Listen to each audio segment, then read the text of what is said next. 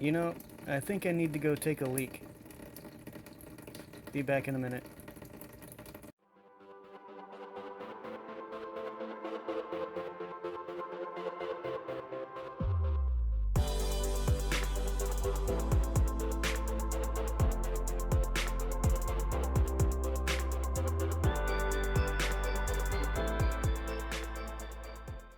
Hey everyone, in this video I'll be doing some maintenance on the cooling system in the Basket Case BMW. I'm going to replace the water pump and the lower radiator hose. I'm also going to show you how to replace the coolant temperature sensor and properly fill the cooling system. And last but not least, we're going to install an expansion tank cap from an E30. Okay, let's get started.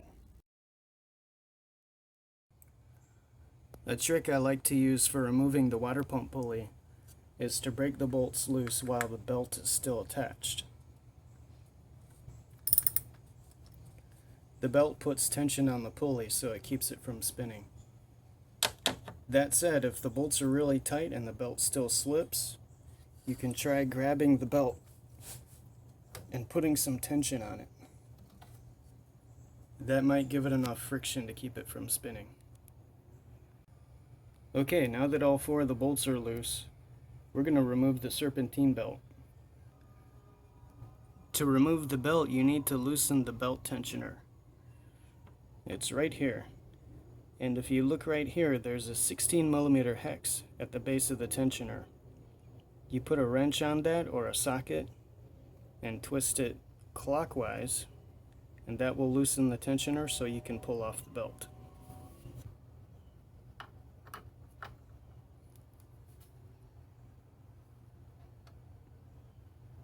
Just like that.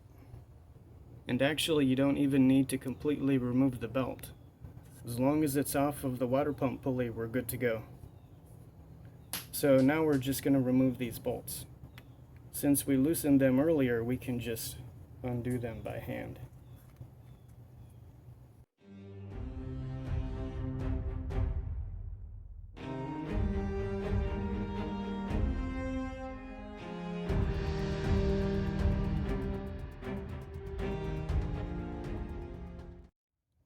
The water pump has 4 nuts that hold it in place, one on each corner.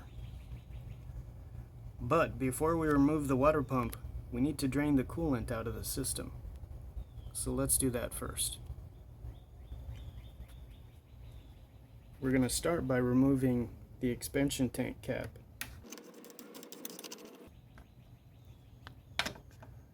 This will allow the air to come into the system as the coolant is draining out the bottom. The drain plug for the cooling system is on the bottom of the radiator, right there.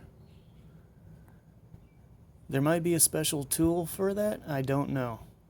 But you could probably use a big screwdriver, or in my case I just use a washer. And you just undo it like that until the coolant starts to come out. And of course, make sure you have a drain pan.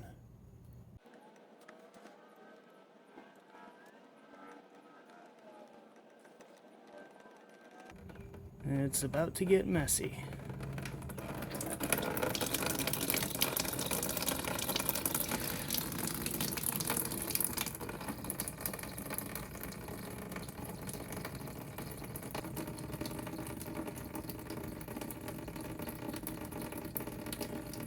You know, I think I need to go take a leak. Be back in a minute. Also, while we're at it, we can remove this too.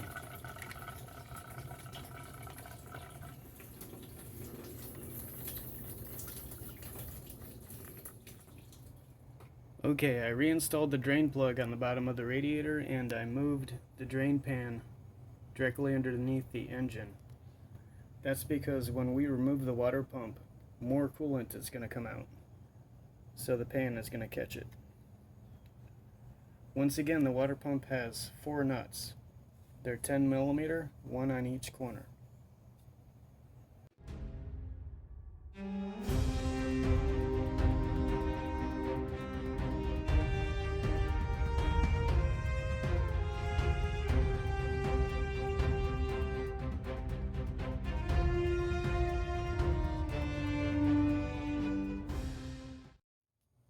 If you look closely at the water pump, there are two bolt holes.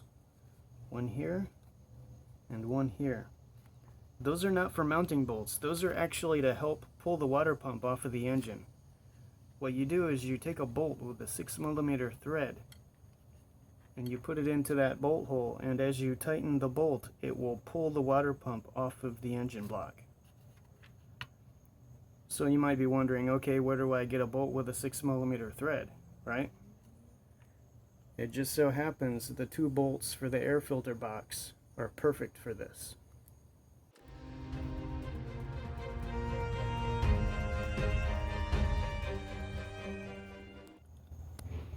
Okay, now we just tighten those two bolts evenly and it will walk the water pump right out of the engine block.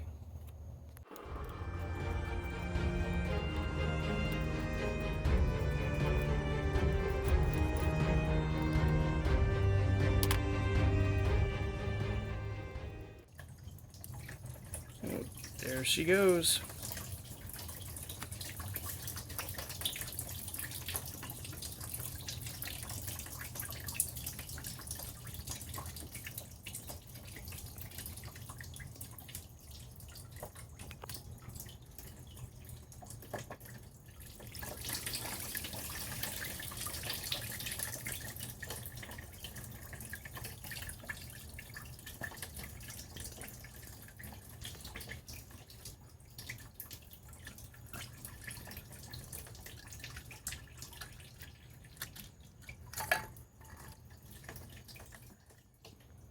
On second thought, it might be better to completely remove the serpentine belt, because now I have coolant all over my belt and I'm gonna have to clean that off.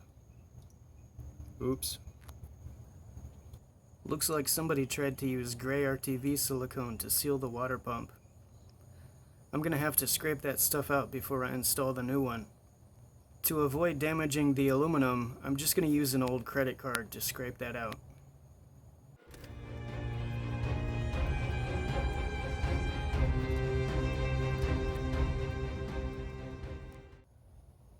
Okay, we got all the silicone out of there.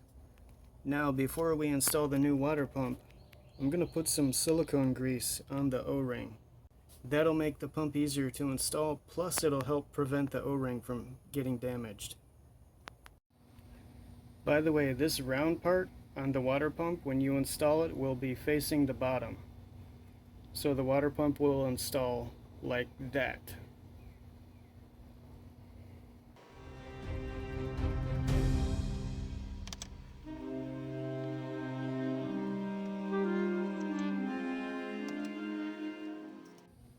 Wow, that was easier than I thought.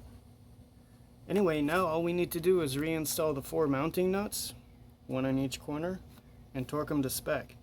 The torques for these nuts is really light, so you got to be careful not to over torque them.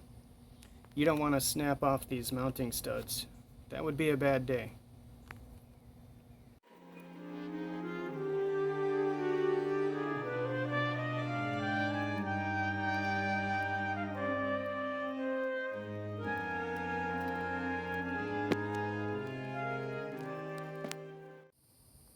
Last but not least, we'll reinstall the water pump pulley. We'll just make the bolts hand tight for now. Also note, the bolt pattern is not square, it's a rectangle. So when you go to install it on the pump, it'll install one way. Well, actually 2 ways since it's a rectangle.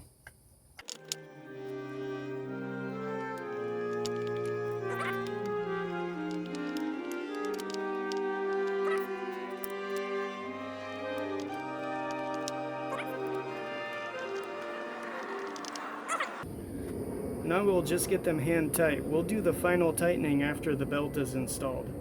We can use the belt tension just like we did when we removed it. Before I reinstall the belt, I'm going to clean all the coolant off of the pulleys. Off camera, I reinstalled the serpentine belt and torqued the bolts on the water pump pulley. Here's a close-up view of the belt routing in case you need a reference.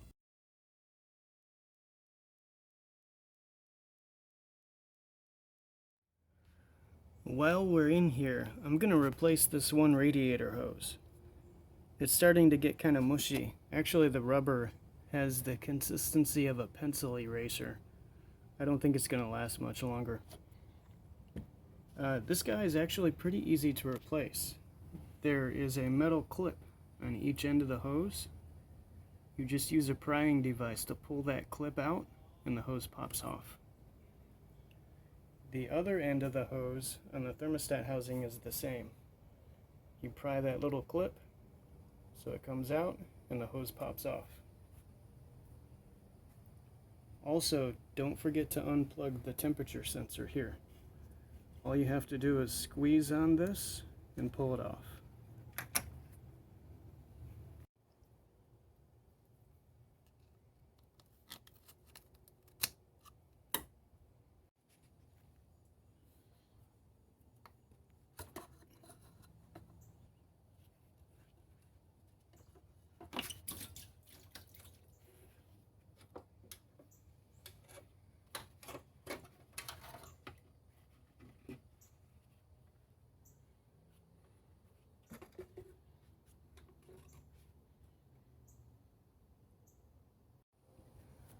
By the way, this temperature sensor needs to be transferred over to the new pipe.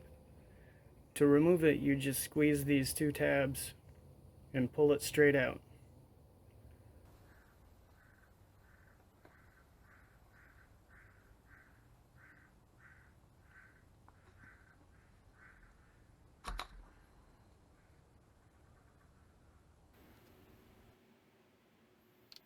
I decided to replace the O-ring on the temperature sensor. The old O-ring looked a little worse for wear. I used silicone grease to lubricate the new O-ring. Silicone grease is safe for use with rubber. It makes installation easier, plus it helps prevent damage to the O-ring during assembly. I did the same thing for the O-rings in the radiator hose.